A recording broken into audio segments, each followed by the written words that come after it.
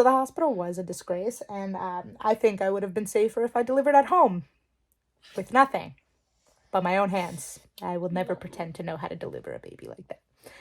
But I would have been safer. The nurses did not listen to us at all. I asked for ice chips. Didn't get them for at least 5 or 6 hours. In labor for 30 hours, by the way, before, anything happened. They took almost a day before giving me an epidural. At first, I didn't want an epidural, I have to admit. I wanted to try to do everything natural. No medication, no nothing. I was dumb. With my back issues, dumb. I quickly into the inducing. I was like, no, I take it back. When they did the epidural, they couldn't get it in for some reason. They kept poking my spine.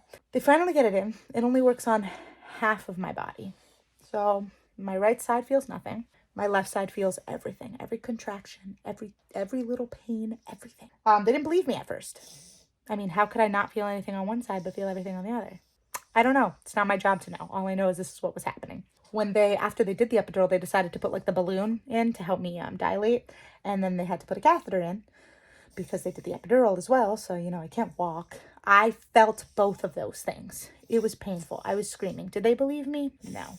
By the time they realized, hey, this girl's not faking it, we should redo the epidural. They had to pull it all out, and then they poked around. I think I had like 8 or 9 holes, maybe even more. But that was, my whole spine was bruised.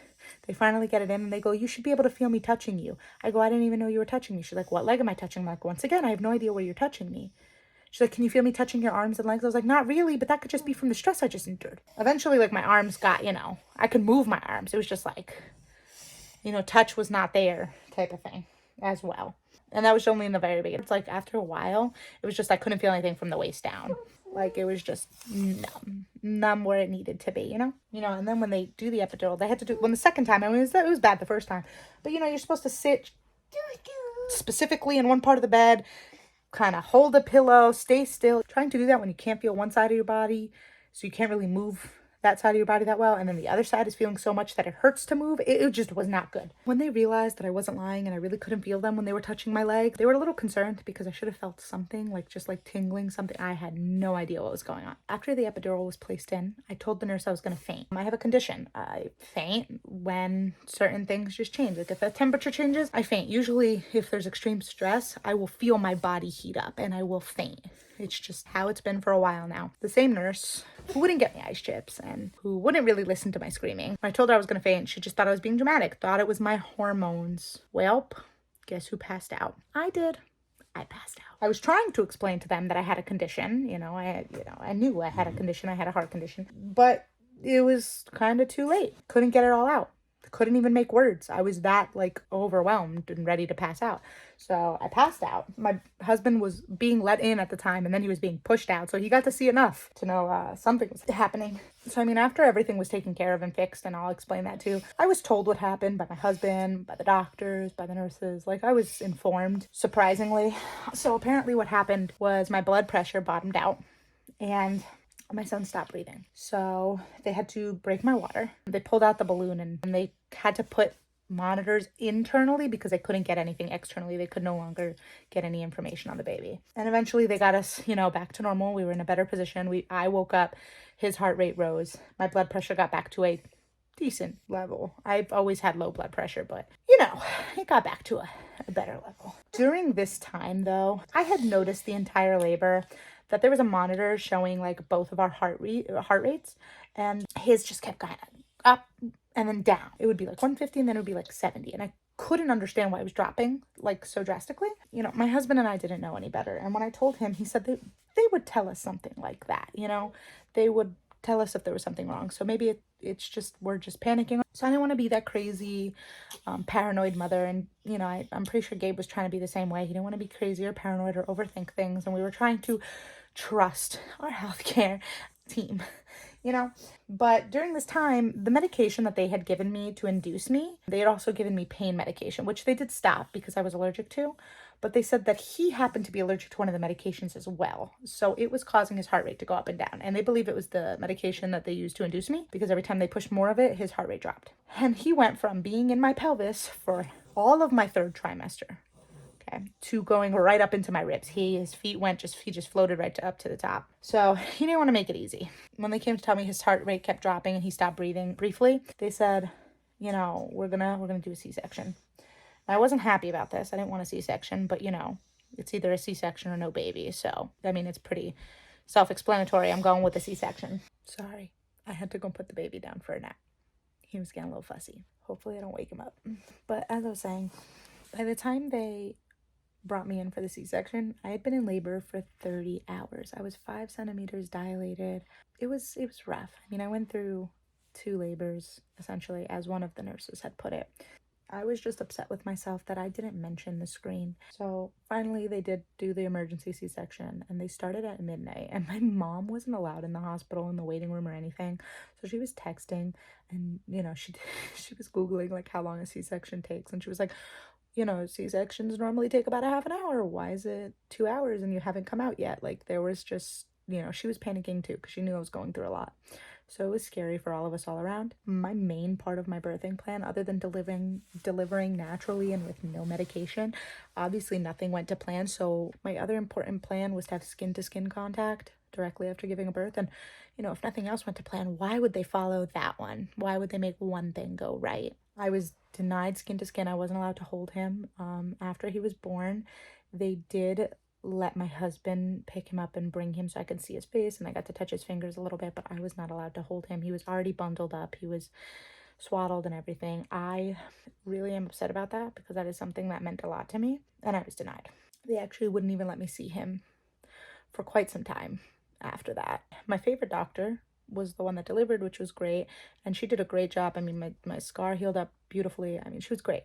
She was funny too. But the nurses were always a problem. During the C-section, my doctor said, all right, let the husband in. She never went. So I kept saying, like, I knew that she was cutting. I could, you know, I knew it. I could hear everything moving. I knew something was going on. And I said, where's my husband? No answer. Where's my husband? No answer. Do not keep touching me until I get my husband. And the doctor said, did nobody get the husband yet? And the nurse said, oh, you meant now?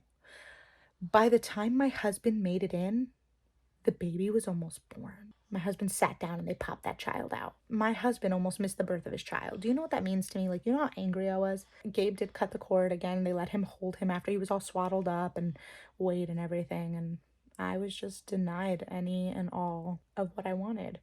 I'm glad he got to hold him at least, but like I missed out on the skin to skin. He was already bundled and I couldn't do anything but hold his finger or maybe stroke his cheek. I don't even remember if I was able to do that because just that much stress, that much upsetting situation.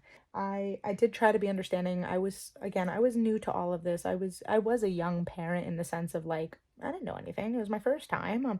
I when it comes to doctors, I kind of just try not to be annoying, and you know, I try not to be too stubborn or anything. I try to be very easygoing, and I think that was a disadvantage for me in this situation because nobody took me seriously when I was asking, and it got to the point where I did become a little bit meaner, without using the words I would like to use. I was not a nice person towards the end. I was still somewhat nice. I mean, it's hard for me to be mean to doctors or most people in general. I do get shy about it. You have to really push me before I start giving attitude, and even then I'm more emotional than anything else. Like the anger is there, it's just I try not to show it. So I did try to be understanding, but you know, after I had the baby and I read about it, and I was on a app for mothers, you know, a lot of people had C-sections and they got to do skin to skin. Why was I denied? I wasn't sleeping. I wasn't incapable, you know. When they stitched me up and took me to recovery, I asked for my baby right away. No, I was denied by that same nurse that I can't stand. She told me, no, you need to take a nap. If I wanted to take a nap, that would have been over the last 30 hours where I was denied because you guys wouldn't give me the proper stuff I needed then, so I couldn't sleep.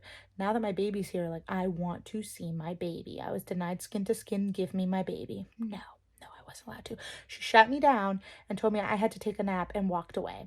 After 30 minutes, I yelled out, I said, where is my baby? And she said, so you're not gonna nap? And I said, no, I'm not gonna nap. I want my baby. I will nap after I hold my baby. In my eyes, it's just like, who wants to sleep when they haven't seen their baby yet? After I see my baby, maybe I'll want some sleep. But right now I haven't even seen him for more than a minute. Like, and the worst part is that nurse got annoyed at me for not sleeping. Like, I haven't seen my husband, I haven't seen my baby, I want to see my family, like, bring them in before I start screaming. So She brought him in. I held him.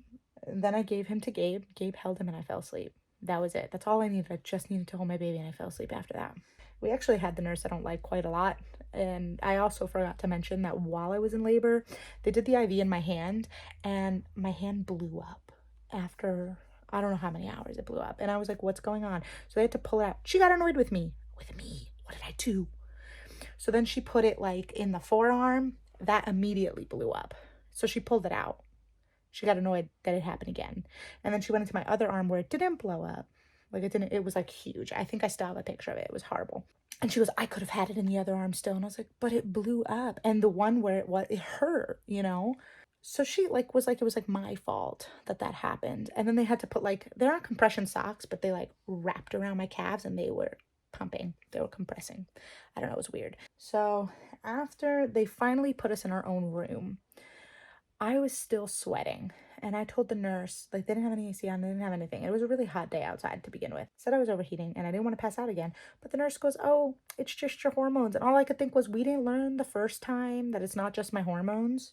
So another nurse came in and I said, listen, it's really hot. And they turned on the AC for me. That same nurse comes back in a minute later, pissed off. Oh, now it's going to be cold. The baby's going to get sick. The baby's bundled up, let me tell you. And when the baby's not bundled up in his own thing, like in his little bassinet, he was bundled up to me. So he was warm. He was, and even one of the other nurses said he was fine.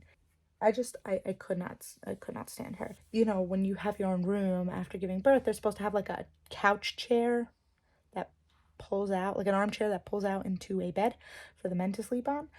There wasn't one. And we asked her, yeah, we'll get it. She left for the day. After an hour, she never came back after an hour. She left.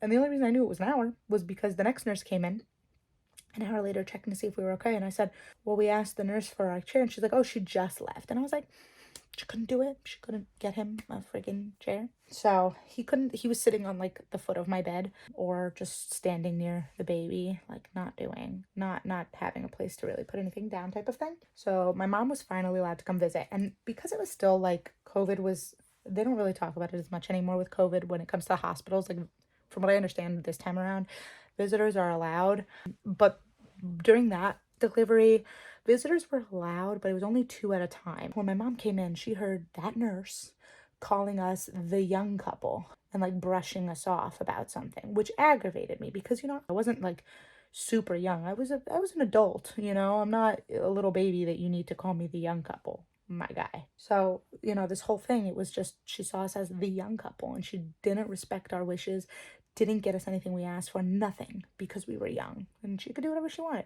When she left, our next nurse, I don't know if it was just the hospital because I've never had such a bad history with one nurse, let alone multiple. But our next nurse kept constantly coming in saying that she would do something with me because of the compressions. She wanted to get me walking even sooner. She wanted to get me standing. Now I had the C-section, so it was a little bit of a hard thing, you know. So she kept saying, oh, I'll be back in 5 minutes. I'll be back in 5 minutes. 5 hours later passed. She still wasn't back. And I needed a bunch of stuff at that point. So we had to call her in and I asked for stuff and I said, you know, I want to go to the bathroom. I don't know why, even though I still had the catheter, I just really had that need. So I needed to go. When she came back hours later, she was upset with me that we didn't start walking. Out of fluff, am I supposed to walk when I still have a catheter in me? I still have the compression, the electric compressions that you have going on, and I'm not allowed to get out of bed yet. I don't even know how to get up. Like, that's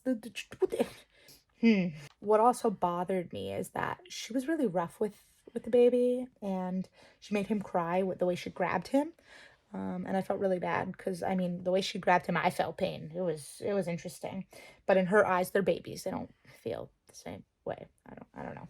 They also didn't have wipes. Now, when I was told every time that somebody else had a freaking baby in my family, in my life, anywhere, the hospital gives you diapers, wipes, those shirts, the button shirts for the babies, swaddles, hats, passies, and formula if you ask for it. Well, it came to my surprise that they don't give most of that.